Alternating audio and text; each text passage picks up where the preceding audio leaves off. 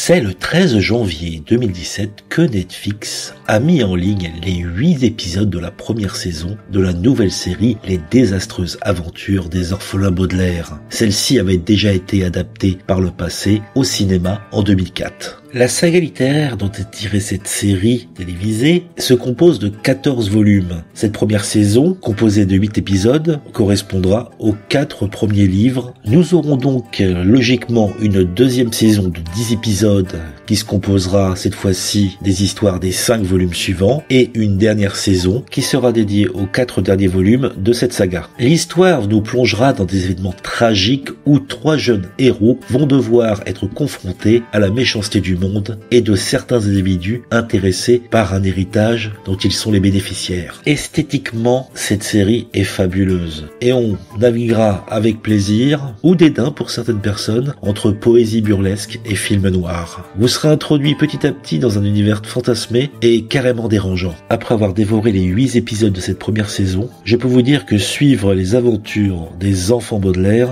c'est pas de la gnognotte et ça vaut le coup d'œil. C'est beau, c'est esthétique, c'est un très sympathique conte fantastique qu'il faut découvrir. Avant de vous présenter l'histoire en quelques mots, il faut que je précise que l'histoire est complètement remplie d'humour noir et il y a énormément de références à la littérature et la culture en général. Cette série décrit donc les malheurs de 3 enfants, Violette, Klaus et Prunille. À la suite de l'incendie du manoir Baudelaire et de la mort de leurs parents, les 3 enfants se retrouvent orphelins. Monsieur Arthur Pau, le directeur de la banque où est entreposée la grande richesse de la famille, est donc chargé de confier les enfants aux parents les plus proches de Monsieur et Madame Baudelaire. Il se trouve que c'est le comte Olaf qui habite juste en face de la rue. Celui-ci est un sinistre acteur qui est égoïste, vantard et qui ne cherche qu'à se débarrasser des enfants pour mettre la main sur la fortune familiale. Au cours des 3 saisons, les 3 enfants vont devoir traverser différentes aventures dans l'espoir d'empêcher la réussite du diabolique comte, mais aussi pour sauver leur vie constamment en danger. Les différents personnages des livres de Lemony Snicket sont particulièrement bien représentés dans cette série. Et celui qui sort du lot incontestablement, c'est Neil Patrice Harris, qui joue le comte Olaf et que l'on connaît dans le rôle de Barney Stinson dans How I Met Your Mother, qui interprète un comte Olaf plein de justesse, vraiment méchant, cynique, sans jamais tomber dans la parodie. C'est ainsi que se conclut la présentation critique de la série Les désastreuses aventures des enfants Baudelaire. Si vous avez apprécié cette vidéo, vous pouvez mettre un j'aime, vous pouvez la partager sur les réseaux sociaux, vous pouvez également vous abonner à la chaîne et vous avez également la possibilité de me suivre sur les réseaux sociaux Twitter